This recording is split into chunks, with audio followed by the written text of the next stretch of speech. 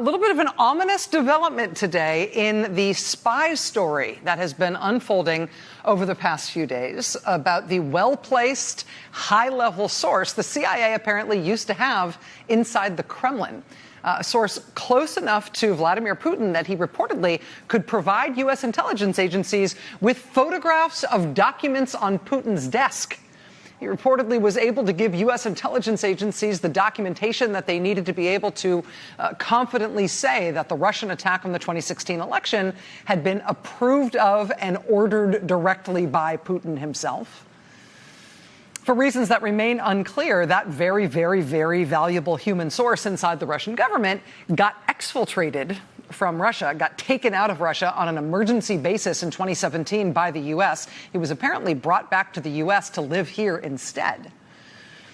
And for reasons that also remain unclear, his existence, and then soon thereafter his identity, and soon after that his exact address, have all been reported in multiple media outlets over the last few days. So this spy has been outed.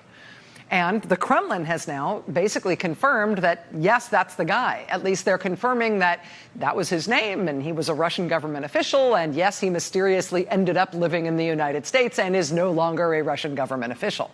I mean, when this whole story comes out, it's going to be an amazing spy novel. It's halfway there already.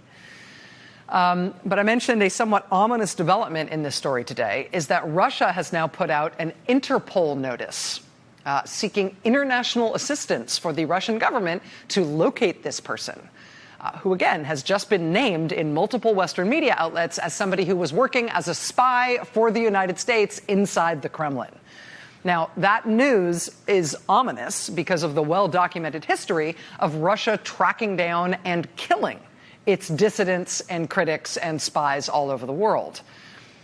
This report about them looking for this guy through Interpol comes hot on the heels of this gonzo reporting in the Wall Street Journal yesterday that U.S. officials now believe that the Russian government is responsible for yet another assassination in a Western country just in the past couple of weeks. We're going to be talking about this incredible story more on tomorrow night's show, but U.S. officials are telling the Wall Street Journal that last month when a Chechen guy was murdered as he walked through a park in Berlin in Germany, U.S. officials now believe that was an assassination ordered by the Putin government. Quote, the United States believes that Russia is responsible for this assassination.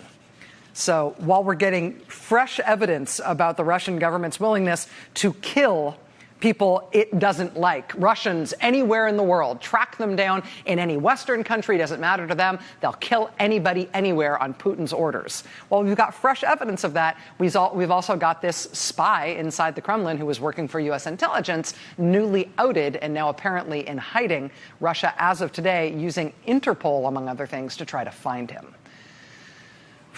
While we're on the subject, you should also know that across Russia today, there were more than 200 police raids in 43 different Russian cities, all targeting supporters and colleagues of Russia's leading opposition figure, Alexei Navalny.